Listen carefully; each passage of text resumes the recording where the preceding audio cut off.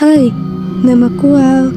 Aku akan menceritakan sebuah cerita horor yang berjudul Aku Hampir Menjadi Tumbal Bosku Sendiri. Dan inilah ceritanya. Aku bekerja sebagai asisten pribadi di sebuah perusahaan besar yang terletak di pusat kota. Bosku, Pak Arman, adalah sosok yang karismatik namun penuh teka-teki. Tak banyak yang tahu tentang kehidupan pribadinya, dan rumor tentang dia yang sering beredar. Mulai dari kekayaannya yang tak masuk akal hingga cerita mistis tentang kesuksesannya yang dibantu oleh sesuatu yang gelap. Awalnya, aku mengabaikan semua gosip itu. Pikirku, itu hanya iri hati dan mereka hanya tak sanggup mencapai posisinya. Namun, semua berubah setelah aku diundang ke villa pribadinya di daerah pegunungan. Pak Arman memintaku datang untuk membahas proyek besar yang katanya akan mendongkrak karirku.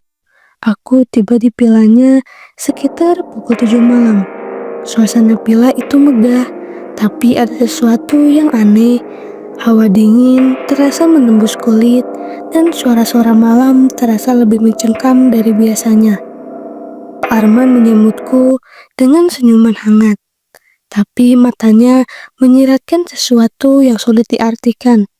Aku diajak masuk ke ruangan kerjanya yang penuh dengan lukisan aneh dan benda-benda antik, seperti patung-patung wajah menyeramkan dan simbol-simbol yang tak aku kenali. "Silahkan duduk, Maya," katanya lembut. Kami mulai membahas proyek tersebut, tapi aku merasa ada yang janggal.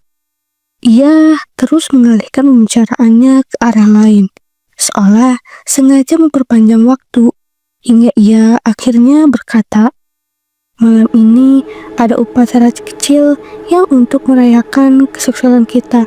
Aku ingin kau ikut." Aku tak bisa menolak. Dia membawaku ke sebuah ruangan di bawah tanah yang ternyata adalah semacam altar dengan lilin-lilin besar menyala di sekelilingnya. Aroma dupa menyengat hidungku, dan aku melihat beberapa orang dengan jubah hitam berdiri melingkar. "Apa ini, Pak?" tanyaku berusaha menahan gemetar. "Kau spesial, Maya," jawabnya dengan senyum yang tiba-tiba terasa mengerikan. "Aku butuh energi dari orang sepertimu untuk mempertahankan semua ini." Aku mulai mundur, tapi dua pria berjubah hitam langsung menahanku. Aku berteriak dan meronta, tapi tak ada yang peduli. Pak Arman mulai membaca mantra aneh, dan suasana menjadi semakin mencengkam. Tubuhku terasa kaku, seolah ada sesuatu yang menahanku di tempat. Saat aku merasa segalanya sudah berakhir, tiba-tiba salah satu lilin besar jatuh dan membakar kain di sekitarnya. Kepanikan pun terjadi. Para pria berjubah hitam berusaha memadamkan api, sementara aku menggunakan kesempatan itu untuk melarikan diri. Aku berlari keluar dengan napas tersenggal, meninggalkan villa itu sejauh mungkin. Di tengah jalan, aku bertemu seorang pria tua yang tampaknya penduduk sekitar. Dia menatapku dengan serius dan berkata, "Kamu beruntung bisa lolos, banyak yang tidak seberuntung kamu." Keesokan harinya, aku langsung mengundurkan diri dari pekerjaan itu. Pak Arman menghilang tanpa jejak dan perusahaan itu perlahan runtuh.